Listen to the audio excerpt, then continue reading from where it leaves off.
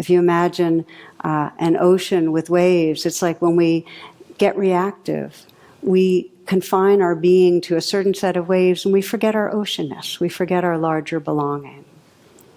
So the basic teaching here is it doesn't matter what's happening. What matters is how we're relating to it. And to be relaxed means to remember some of that oceanness so we can let the waves come and go. That's the most simple way, to let be. But our egoic trance does just the opposite. There's a reason why when we lead meditations and we say, okay, now just relax. That word just is a killer. It's like just relax. It's like that's not what our system's doing. And it's part of our conditioning, especially when there's unpleasantness, to contract and try to push it away and try to control it. That is so instant. So we're countering that conditioning. Okay, so a classic story here is a novice who's introduced to her new cell at the monastery, and she's told that this is a silence practice. There's no talking, but every 5 years she'll have an interview with Mother Superior, and in that interview she can say 3 words. Okay, so 5 years pass, and the interview, Mother Superior has her enter the room, and she says, "So, my child, how's your practice going, and how are you doing?" And the novice answers, "Bed too hard." Okay. So Mother Superior says, keep practicing, keep praying. 5 years pass, the same thing goes on. Mother Superior says, how are you doing? And then this time the novice answers, food is bad. Mother Superior again responds, keep practicing, keep praying. So next interview, it's been 15 years. Mother Superior, asks how she's doing, and the novice says, I quit now. So Mother Superior looks at her and says, I'm not surprised. You've been doing nothing but complaining since you got here.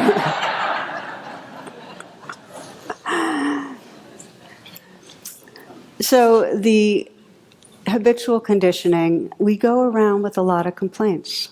There's something in us that when there's unpleasantness, doesn't like how life is, and rather than relaxed and open, we are contracted. And so the key to awaken from ego conditioning is to counter this by in some way remembering a larger sense of space. And in one particular domain, this is really helpful, which is to know about, which is our habit is to frame things as a problem. If we look at our lives, we spend a lot of moments thinking we're trying to solve a problem. And I remember my first Vipassana teacher was Joseph Goldstein. And I'll never forget him saying, every time I think there's a problem, I decide there isn't one. That has been so helpful. Because as soon as we think there's a problem, we're caught inside a small self-identity. But in the moments that there's not a problem, that unwinds a whole lot. Example for you, again, this is from the last few weeks for me. Over the last month or so, my siblings and I have been in a kind of dicey place, some financial workings around a property that we inherited, and there's been disagreement. So we've all thought, oh, this is a problem. So I was on retreat, and I found myself kind of thinking about it some, and I said, okay, the first attitude, relax. So I said, I'm going to decide this is not a problem anymore. So every time I come up, I'd say, not a problem. It's unresolved, it's difficult, it's sticky, but it's not a problem. It was amazing. Just deciding it wasn't a problem, it was like there was a little more oceanness, a little less fixation.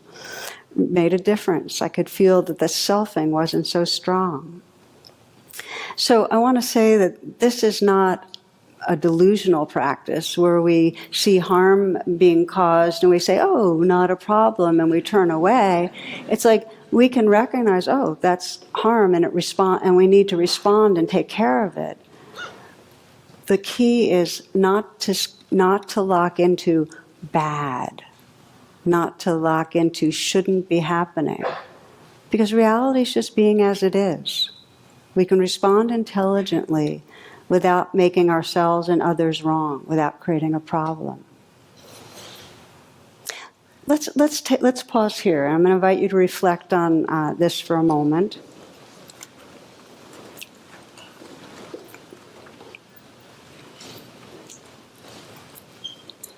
So take a moment. You might close your eyes, bring your attention within.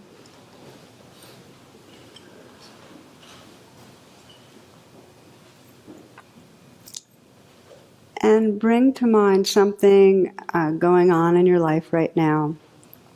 Not something that's extremely awful, but kind of moderately a difficulty that you've been having. Something difficult that brings up inner experience of fear, anger, some circumstances that are challenging.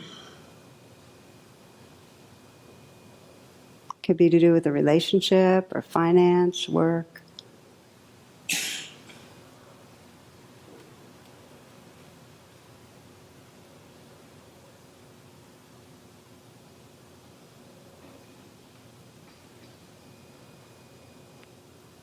When you have it in mind, let yourself honestly sense what's going on. But have your intention be, okay, what would it mean to, instead of relating in reaction, being able to regard this with a more relaxed, spacious attention. And to see if you can acknowledge what's coming up, what it brings up in you, and allow the experience to be there. You might even use the magic mantra, this too. It's like you're saying, okay, so this too is part of life.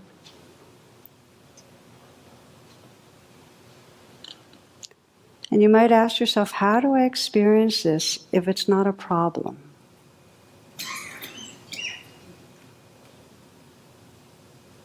Still difficult, still unpleasant, but not a problem.